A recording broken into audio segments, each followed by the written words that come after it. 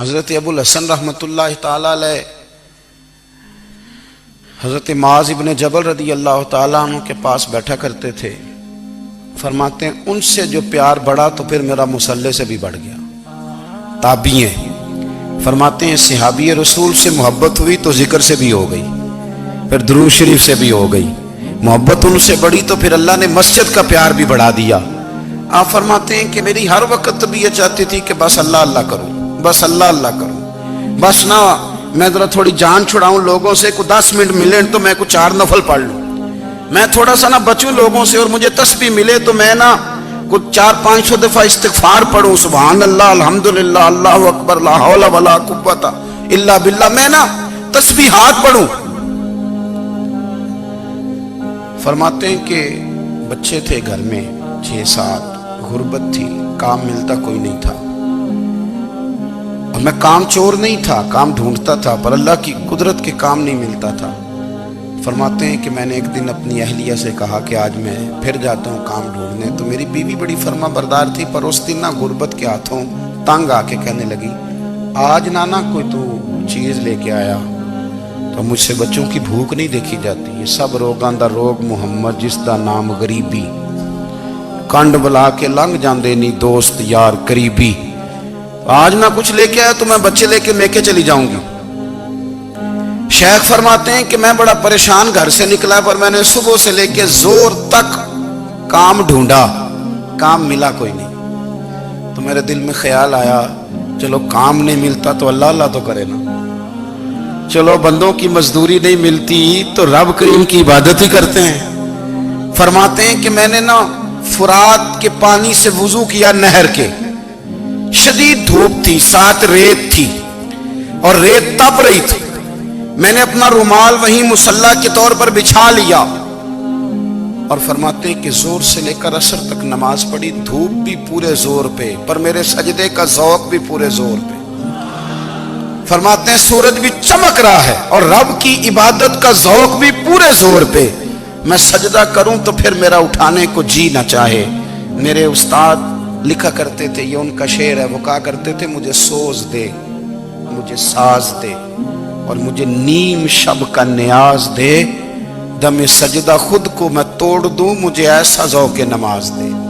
اور میں تیری بہار کا پھول ہوں, میں کھلا بھی ہوں تو تیرے لیے, مجھے میری شاخ سے توڑ لے, مجھے اپنی زلف کا ناز دے. بھائی فرماتے ہیں کہ عصر تک میں نے نفل پڑھے, دل ڈھلنے لگا, عصر کی نماز پڑھی اور میں وہاں سے چلا.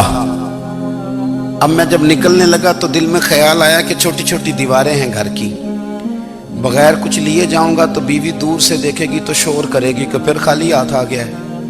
کہتے میں نے اپنے اسی رومال میں جس میں میں نے نماز پڑھی تھی نا, رومال میں کی آخی دے پنجابی جسافہ کہتے ہیں, اسی میں نا میں نے کچھ ریت بھر لی کہ وہ دور سے دیکھے گی تو سمجھے گی کچھ لے کے آیا ہے, چلو جا کے اسے بتا دوں گا کہ آج پھر مزدوری نہیں ملی. کہتے ہیں وہ ریت لے کر جب میں گھر میں گیا تو پہلے بیوی دروازے پہ کھڑی ہوتی تھی, پوچھتی تھی خالی ہاتھ آ گئے ہو؟ آج میں نے دیکھا تو ہے ہی کوئی نہیں. فرماتے ہیں میں اندر داخل ہوا, سلام لیے, کونے میں میں نے وہ رومال رکھ دیا اور میں نے آواز دی کہ بھلی مانس کہاں ہو؟ تو وہ کہنے لگی آپ منہ ہاتھ دھو لیں, میں روٹی لے کے آئی. میں نے کہا روٹی کہاں سے آ گئی, یہاں تو کئی دنوں کے فاقے, تو کئی دنوں کی غربت ہے, یہاں تو اس گھر میں تو فقیری ہے. فرماتے ہیں کہ وہ روٹی لے کے آئی اور اس وقت کی جو موجودہ نعمتیں تھیں, سمجھ لیں سلاد, اچار, ہر چیز ساتھ لائی. میں نے کہا کہ بچے کہاں گئے؟ کہنے لگی وہ کھانا کھا کے کھیلنے گئے, آپ کھانا کھا لیں آ جاتے. کھانا اس نے چن دیا. میں نے حیرت انگیز لہجے میں ساری نعمتیں اپنے دسترخوان پہ دیکھ کر کے بیوی سے پوچھا یہ کہاں سے آیا کھانا؟ بچوں کو تو نے کہاں سے کھانا کھلایا؟ یہ سارا کچھ کیسا ہے؟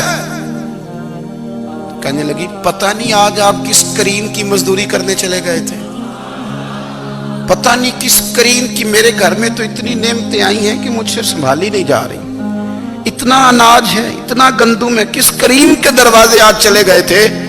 یہ کہتے کہتے وہ اٹھی اور اٹھ کر کے کہنے لگی پہلے بڑا کچھ آیا تھا, اب کیا لے آئے ہو؟ اور جا کر کے نا اس نے وہ ریت والا رومال کھولا کہنے لگے میں تو لے کے آیا تھا ریت، تو میرے رب نے اسے بھی سونے اور ہیرے بنا دیا تھا۔ جب آپ کی توجہ اللہ کی جانب، میرے نبی پاک صلی اللہ تعالی علیہ وسلم نے فرمایا ہر چیز اپنے رب سے مانگ، ہر چیز مانگ، ہر چیز مانگ۔ یا رسول اللہ کیا کچھ؟ میرے محبوب نے فرمایا تیرے گھر میں نمک بھی ختم ہو جائے تو وہ بھی اپنے رب سے مانگا کر، تو مانگنا وہ تجھے دے گا، تو اس کی بارگاہ میں کشکول طلب دراز تو کرنا۔ اور ترمذی شریف میں عجیب لفظ ہے، رسول کائنات نے فرمایا، رب کریم فرماتا ہے جب میرا بندہ ہاتھ اٹھاتا ہے نا تو مجھے حیا آتی ہے کہ میں خالی کیسے لوٹا دوں اس کے۔ اتنے بڑے بادشاہ کی بارگاہ میں، او بھائی لوگوں سے عزتیں تلاش کرتے ہو تو وہ کیا تمہیں عزت دیں گے؟ وہ تو کل اچھا کہتے ہیں پرسوں برا کہنے لگ جاتے ہیں۔ لوگوں کے سامنے گڈ بک میں آنا چاہو گے تو وہ تو سویرے تمہارے بارے میں کچھ کہیں گے، شام کچھ اور کہیں گے۔ اپنی روحانی زندگی آباد کریں، اپنے مسلح کو وقت دیں، اور دنیا سے چھپ کر اس موبائل کو بند کر کے اور اپنے آپ سے بھی چھپ کے اور تنہا ہو کے چھپا کے سارا کچھ اپنے آنسو اپنے رب کی بارگاہ میں پیش کریں، اس کے حضور حاضری دیں۔ سنو نا ترمذی کی حدیث، اور اسے یاد رکھنا، نبی پاک علیہ السلام نے فرمایا اپنے دکھ لوگوں کے سامنے نہ بیان کرنا، سیٹھوں نوابوں کو نہ بتاتے پھرنا، دنیا داروں کے سامنے جا کے نہ رونا کہ میں تکلیف میں ہوں۔ فرمایا اگر دنیا داروں کو دکھ بتاؤ گے رب تمہیں کبھی غنی نہیں کرے گا۔ اور لوگ ہیں کہ الٹا مذاق اڑائیں گے، آپ کی جس سے بڑی پکی یاری ہے نا، پکی، وہ تب تک پکی ہے جب تک آپ نے 50,000 مانگا نہیں، اور جس وقت آپ نے کہہ دیا کہ میں مجبور ہوں میری مدد کر تو پھر ختم ہو گئی دوستی۔ لوگوں کی تعلقات آپ کے ساتھ تب تک ہیں جب تک آپ ان سے کوئی ضرورت وابستہ نہیں کرتے۔ کریم محبوب فرمانے لگے بندوں کے سامنے دکھ نہ بیان کرنا، اللہ تجھے کبھی غنی نہیں کرے گا۔ تو اپنے دکھ اپنے رب کو بتا، تو دعائیں مانگ، تو اس کی بارگاہ میں حاضر ہو، تو اس کے حضور عرض کر۔ فرمایا اپنے دکھ اپنے رب کو بتا، وہ جلدی کرے یا دیر سے کرے تجھے ساری دنیا سے بے نیاز کر دے گا، تجھے کسی کا محتاج نہیں رہنے دے گا۔